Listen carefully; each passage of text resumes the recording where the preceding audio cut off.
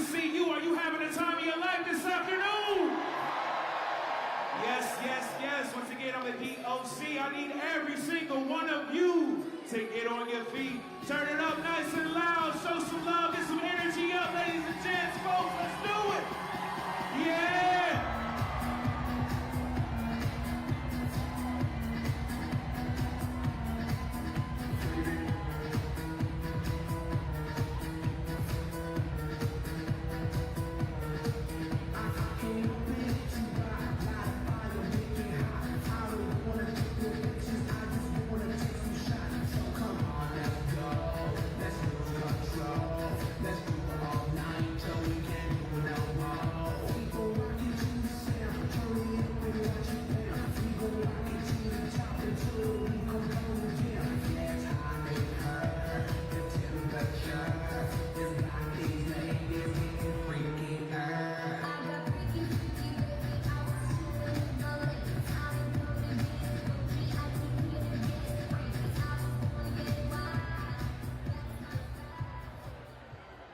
Welcome, President of the East Carolina University Young Democrats, Thomas Remington.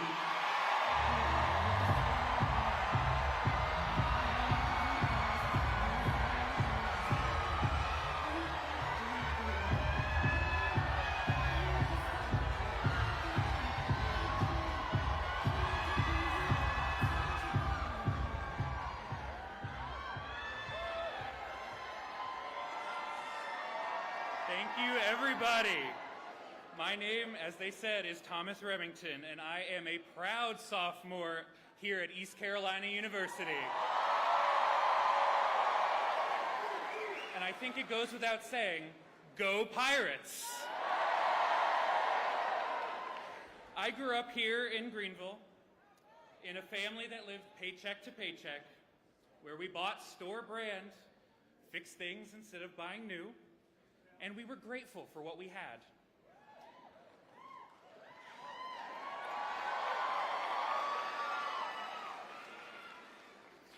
From my time working through high school to now as a student living on my own, I've become keenly aware of the cost of everyday life. And I'm planning for my future, thinking about securing a good-paying job to support myself and to save to buy a house. That's why I am so worried about Donald Trump's Project 2025 agenda. We cannot afford the risk he poses to this country. Experts say that Trump's concepts of a plan could lead to a recession in the first year of his presidency, which definitely isn't the job market that I or my friends want to enter into. They're also warning that he would raise taxes for working folks in North Carolina by nearly $4,000 a year. That would be a huge hit for families like mine. And it doesn't stop there. Economists say that Trump's plans would drastically increase inflation, making everyday necessities like gas and groceries more expensive. Families like mine cannot afford Donald Trump. And young people can't make it in an economy that they've destroyed or a state that will become the poster child for extremism.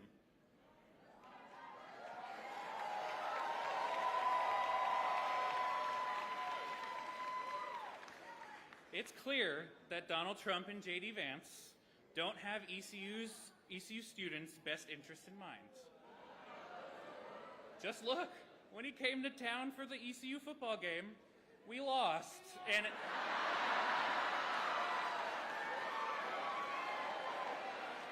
I don't know if you all know this, but he was cheering for App State. If that's not a disqualification, I don't know what is.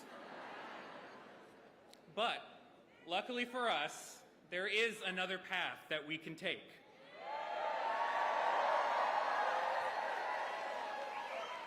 Vice President Harris understands the dreams of people like me. She's fighting to put our dreams within reach. The dream of someday owning a home, starting our own business, and protecting our freedom to choose how and when we want to start a family.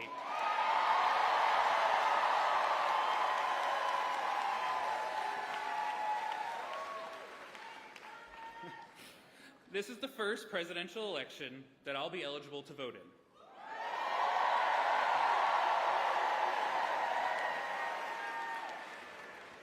And I'm excited to support her, because her vision offers the future and offers something that Donald Trump and MAGA Republicans don't, and that is hope.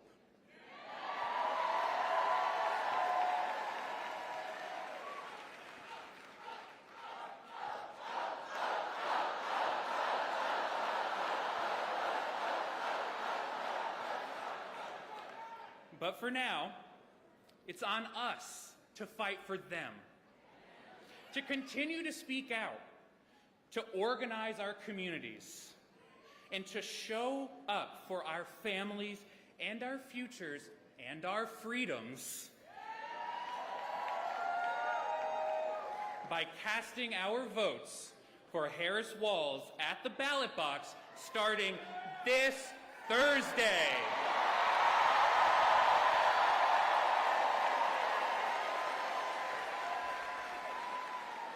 This Thursday is the first day of early voting in North Carolina, and I can't wait to see you all there.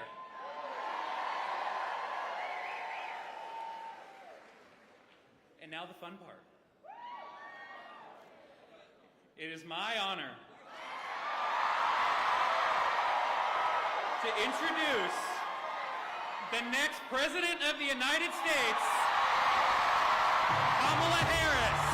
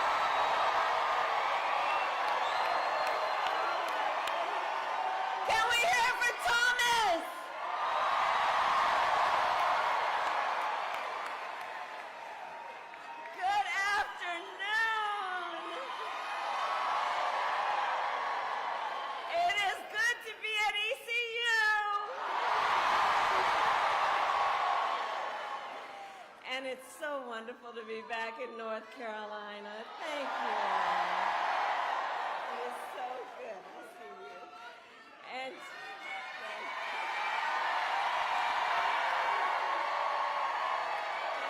thank you. And I want to thank this is an auditorium packed with incredible leaders. And I thank you all for taking the time this Sunday afternoon with all that you have going on.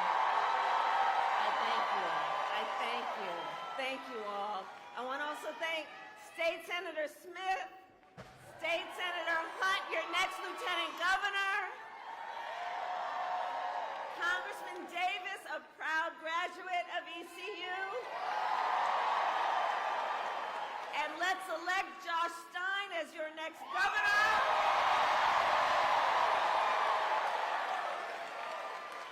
And he and Governor Cooper are not here today because they've been working around the clock dealing with the hurricane recovery efforts. And we want to always thank them. and all the incredible local, state, and federal leaders who have been working together for North Carolina. I was here 8 days ago in the aftermath of Hurricane Helene, and since then, of course, another powerful storm, Hurricane Milton, cut a path of destruction through Florida. And our hearts, I know, all of us, and our prayers go out to everyone who's been impacted by these storms. I have spoken to both state and local officials, both Republican and Democrat, to let them know we will be with you every step of the way as you recover. Because in times like this, we stand together as one nation. That is who we are.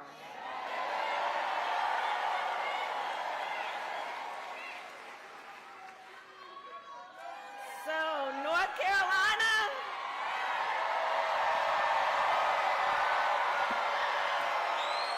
we have 23 days until Election Day. And we are nearing the home stretch. We are nearing the home stretch. Now listen, let me just say, I know we are really excited to see each other. I couldn't be more excited to see everybody here, but I'm going to tell you, it's going to be a tight race until the very end. And we are running as the underdog, so we have some hard work ahead of us, but we like hard work. Hard work is good work. And with your help in 23 days, we will win. We will win. We will win. Yes, we will. We will win. So what we know,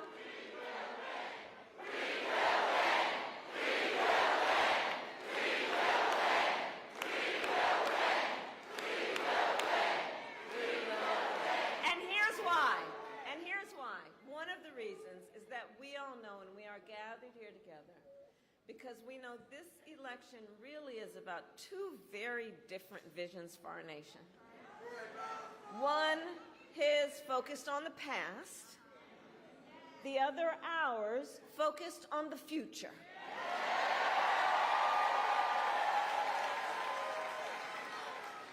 Ours is a campaign focused on issues that matter, for example, to working families across America, like bringing down the cost of living, investing in small businesses and entrepreneurs. How many small business owners do we have here?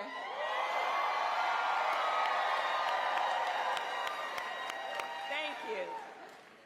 We are focused on protecting reproductive freedom. We are focused on keeping our nation secure.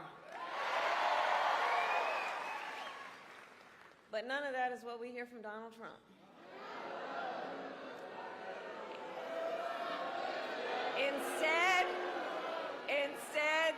from him, we are just hearing from that same old tired playbook. He has no plan for how he would address the needs of the American people. He is only focused on himself.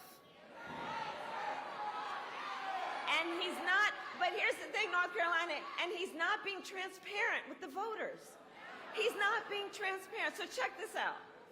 He refuses to release his medical records. I've done it. Every other presidential candidate in modern era has done it. He is unwilling to do a 60 Minutes interview. Like every other major party candidate has done for more than half a century. He is unwilling to meet for a second debate.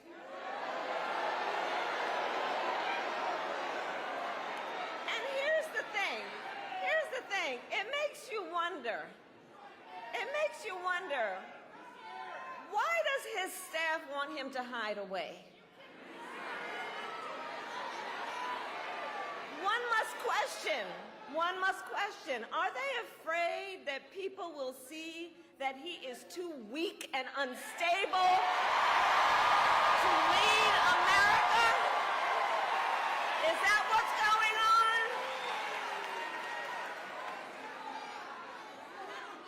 So, folks, for these reasons and so many more, it is time to turn the page.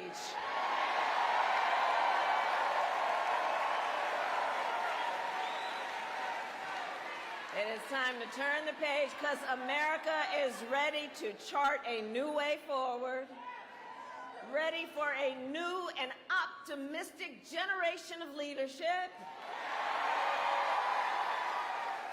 which is why Democrats, Independents, and Republicans are supporting our campaign. Because they and we know we need a president who works for all the American people.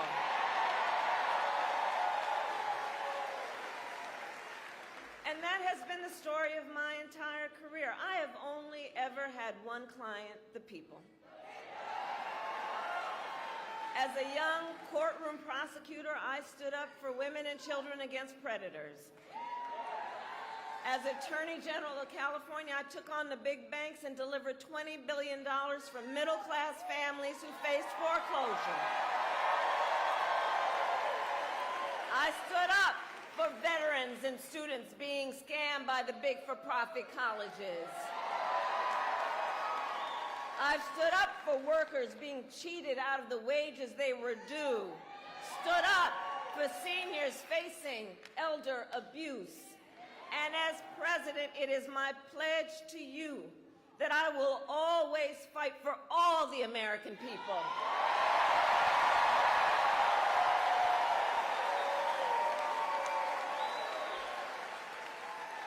And together, we will build a brighter future for our nation.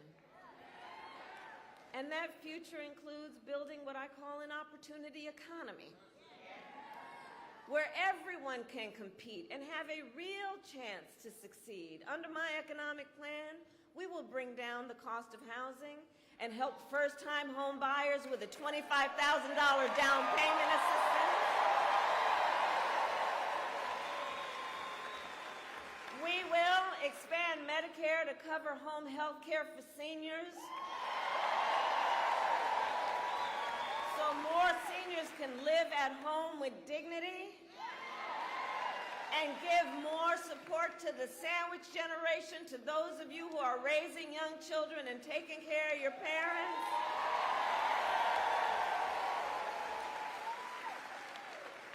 And look, I just have to say something about home health care and the need that I know so many people have for help. Look, so when my mother was sick, after she had been diagnosed with cancer, I took care of her. And for those of you who have taken care of somebody who needs that kind of help, it's about trying to cook something that they have a taste for and want to eat. It's about trying to find something that they can wear that is not irritating their skin and is soft enough. It's about trying from time to time to figure out something you can do to just bring a smile to their face or make them laugh, right? It's the work that is about giving folks dignity.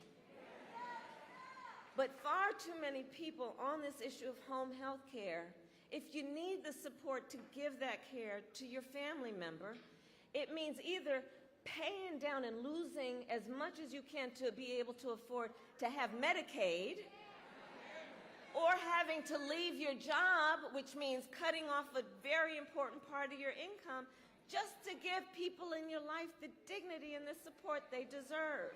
That's why I'm saying we're going to have Medicare cover that home health care to help you. To help you. We will lower costs, including on everything from health care to groceries. I will take on corporate price gouging. I've done it before and I'll do it again.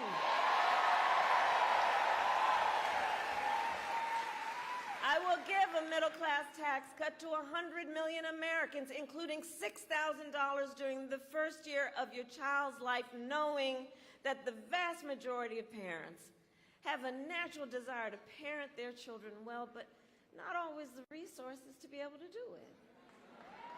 And so extending the child tax credit to $6,000 to give folks the ability to be able to buy that car seat or that crib in that most fundamental phase of their child's development.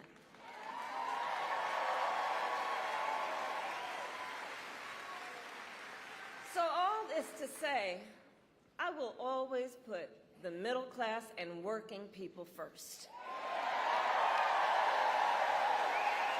I come from the middle class, and I will never forget where I come from. Now, Donald Trump, well, he has a different plan. Just Google Project 2025. It is a detailed and dangerous blueprint for what he will do if he is elected president. Donald Trump will give billionaires and corporations massive tax cuts, cut Social Security and Medicare, make it easier for companies to deny overtime pay for workers. He would get rid of that $35 cap on insulin for seniors. He would impose what I call a Trump sales tax, a 20% tax on everyday basic necessities, which will cost the average American family $4,000 more a year. And on top of all of this, Donald Trump intends to end the Affordable Care Act. And he has no plan to replace it. Did you see the debate? He has concepts of a plan.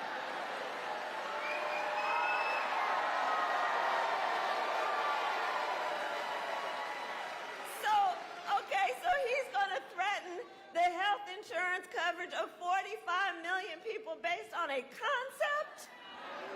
Come on.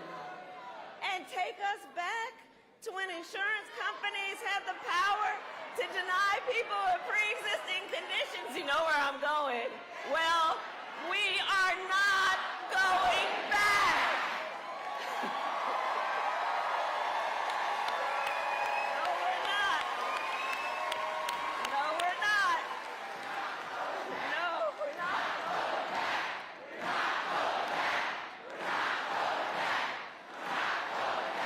Because we will move forward. Ours is a fight for the future, and it is a fight for freedom. Like the fundamental freedom of a woman to be able to make decisions about her own body and not have her government telling her what to do. Because we know Donald Trump hand-selected 3 members of the United States Supreme Court with the intention they would undo the protections of Roe v. Wade, and they did as he intended. And now, more than 1 in 3 women in America lives in a state with a Trump abortion ban, including right here in North Carolina. Many of these bans have no exceptions even for rape and incest, which is immoral to tell a survivor of a violation to their body that they have no right to make a decision about what happens to their body next. That's immoral. And let us agree, one does not have to abandon their faith or deeply held beliefs to agree it shouldn't be the government telling her what to do, not the government. If she chooses, she will talk with her priest, her pastor, her rabbi, her imam, but not the government telling her what to do. And when Congress passes a bill to restore reproductive freedom, as President of the United States, I will proudly sign it into law. Proudly. And North Carolina, across our nation, I'm telling you, I'm traveling, we are witnessing a full-on assault on other hard-fought, hard-won fundamental freedoms and rights, like the freedom to vote, the freedom to be safe from gun violence, the freedom to love who you love openly and with pride,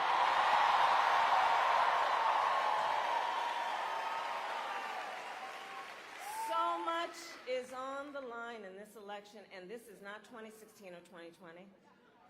The stakes are even higher because a few months ago, the United States Supreme Court basically told the former president that he would effectively be immune from whatever he does in office. But let's think about that. You know, y'all have heard me say, I do believe Donald Trump is an unserious man. But the effects of him being back in the White House would be brutally serious. Just imagine Donald Trump with no guardrails. He who has vowed, if reelected, he would be a dictator on day one. That he would weaponize the Department of Justice against his political enemies. He has called for the, quote, termination. Wait, hold on, because here's the thing. Let's let the courts handle that, and let's handle November. We'll handle November. How about that? Because listen, here's why, this is what we know. Anybody who wants to be President of the United States, who has called for the, quote, termination of the Constitution of the United States, should never again have the ability to stand behind the seal of the President of the United States. Never again. Never again.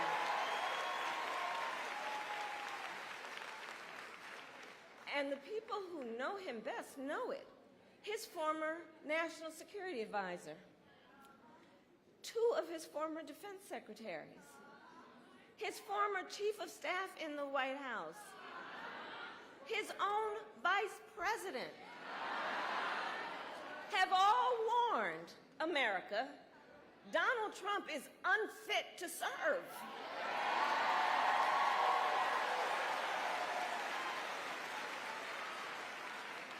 Or just listen most recently to what we heard General Milley said. General Milley, former chairman of the Joint Chiefs under Donald Trump. It was just reported, he said, quote, "No one has ever been as dangerous to this country," in referring to Donald Trump. Think about that. Think about that. And we can already see the harm he's up to as a candidate. Most recently, spreading disinformation in the wake of natural disasters. Blocking real solutions that would stop drug cartels from crossing the border when he tried to kill and did that border security deal. Because you see, Donald Trump cares more about scaring people, creating fear, running on a problem, instead of what real leaders do, which is to participate in fixing problems.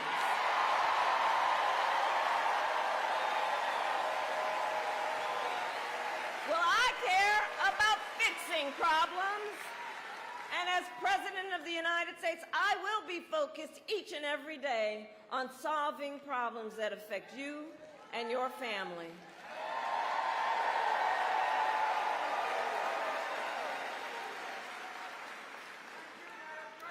So North Carolina, it all comes down to this. We are here together this Sunday afternoon because we know what is at stake. We are here together this Sunday afternoon because we love our country. We love our country.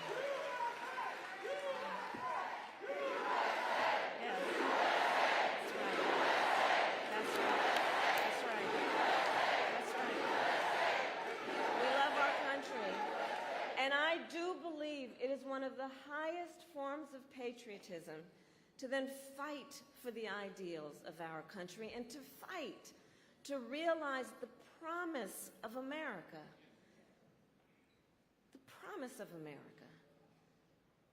So Election Day is in 23 days, and in just 4 days, early voting will begin statewide. Starting Thursday, you can go to the polls and cast your ballot. If you haven't already registered to vote, you could do it right then and there. Register to vote and vote.